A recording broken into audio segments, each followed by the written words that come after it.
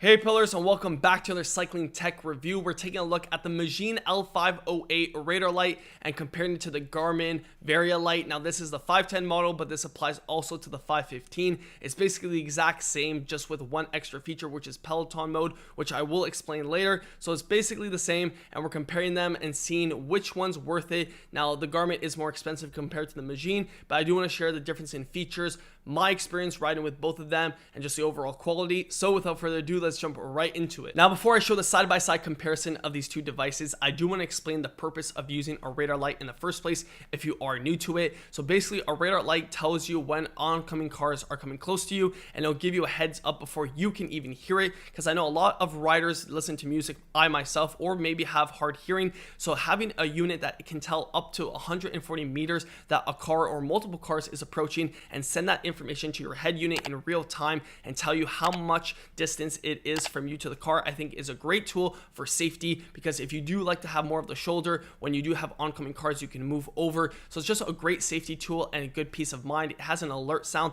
that pops up. So I just want to give a quick overview because this video serves as a really good comparison between both and a great safety tool. So let's jump into the side-by-side comparison right now. Now, comparing the units side by side, the Magene is just slightly smaller than the Garmin Varia, but in terms of length and width, they are relatively the same. The biggest difference we see from the side is that on the Garmin Varia, the light actually is able to bleed through the sides, where on the Magene, you don't have that feature. And then in terms of overall build quality, I would say each unit is made well. Now, the biggest difference you'll see on both units in terms of the knobs is the orientation, but it doesn't matter because they come with their own seat post clamp that is made for that orientation. So you're not going to be, having any problems with that. Now, the Garmin Varia seat post clamp is a little bit thicker, and I would say a little bit heavier than the one that comes on the Magene, but it really depends on your preference if you want something a little bit lighter. But then you can get third-party mounts, so it doesn't really matter, but that's what basically comes out of the box in terms of both units. Now we're going to light these units up. We lit the Magene and we lit the Garmin Varia,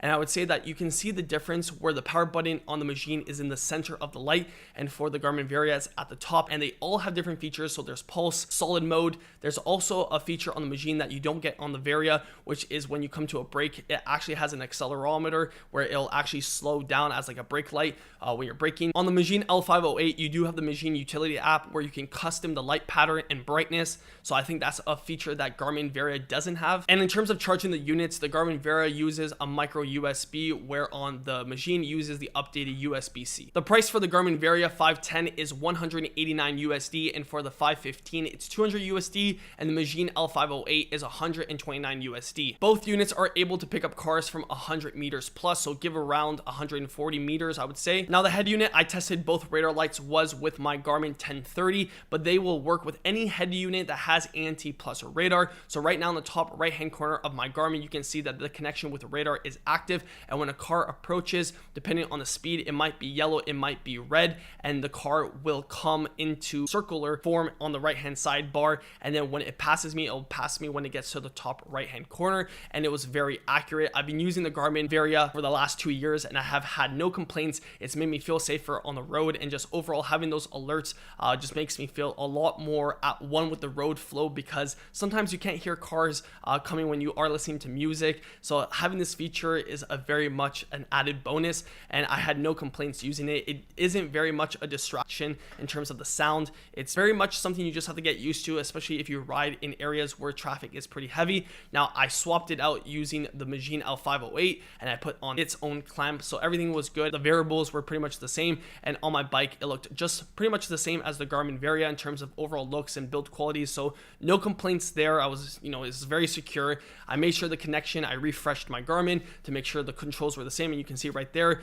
I'm just showing you that it's very accurate. So we have another car coming, and it's going to do the exact same thing. It passes and disappears off the screen. So I've had no complaints in terms of using both units. I would say for the overall experience from the Garmin to Magene, I really couldn't tell. If you blindfolded me and told me not to look back and tell you which one I was using, I would say it's basically the same, because it is the head unit that controls in terms of the functionality of the alerts and the display, where the back unit is just telling you that cars are oncoming. So I really like the Garmin, how they do their, radar system, but depending on what head unit you're using, they might have a different radar system. Now, on the way home, I had the Magene Radar Light L508 on the back of my bike because I wanted to do some more testing. I've already ridden 2 years with the Garmin Varia, and it's just so refreshing because it worked very accurately, and it's just such a peace of mind to tell me when to move more to the curb when there is a car approaching, and when I can take up more of the road for potholes and just for overall, road flow experience. It's just a must-have. I can't stress that enough. If you really don't have a radar light, then you totally have to get one just from a safety standpoint. And if you don't have a Garmin head unit, then I do want to confirm, like I was saying before, as long as the head unit supports ANT plus radar, then either one, the Garmin or the Magene radar light, will work with it. And I just want to show from the previous video that testing it on this head unit, this is what it looks like. So you still have circles, but obviously depending on the manufacturer of the head unit, the radar experience will be different. So you can't fault the radar lights for that because it's the same either if you're using the Garmin or if you're using the Magene. Now, this is the part of the video where I will share which unit I think you should get based on what situation you're in and your budget. So the Magene L508 is going for 129 USD. Now, at the beginning of the video, I said that the Garmin Varia comes in two options. One being the 510, which is the one I have. It went on sale from 200 USD to 189 USD, and then you have the 515 going for 200 USD, and they're basically the same unit, but this one has more Bluetooth ability. I won't use that for this example because you would obviously go for the 510. That's what I have, and that's 189 USD. So comparing to that to the Magene L508, you're basically saving 60 USD. Now, you would say with 60 USD, there are things you can do with that money, and I would say the best thing you can do is invest into a cycling computer. As long as it supports ANT plus radar, then you basically have another $60 to play with your budget and potentially get a head unit plus radar combo instead of just going for that Garmin radar light. It really depends on what your budget is. Now, my pillar opinion is this: if you are in the Garmin ecosystem, meaning that your head unit is a Garmin, then I would suggest that you match it and use the Garmin Varia, because at that point it is nice to have both units being Garmin. Then again, if you are on a budget or you picked up a secondhand Garmin, then the Magene is fine as well, and you do save money. And I would say for pretty much everyone else that is using a different non-Garmin head unit, such as let's say Hammerhead or even a Wahoo, then at that point a Magene L508 is also good. So it really depends in terms of what your budget is. Do you really want that Garmin Varia?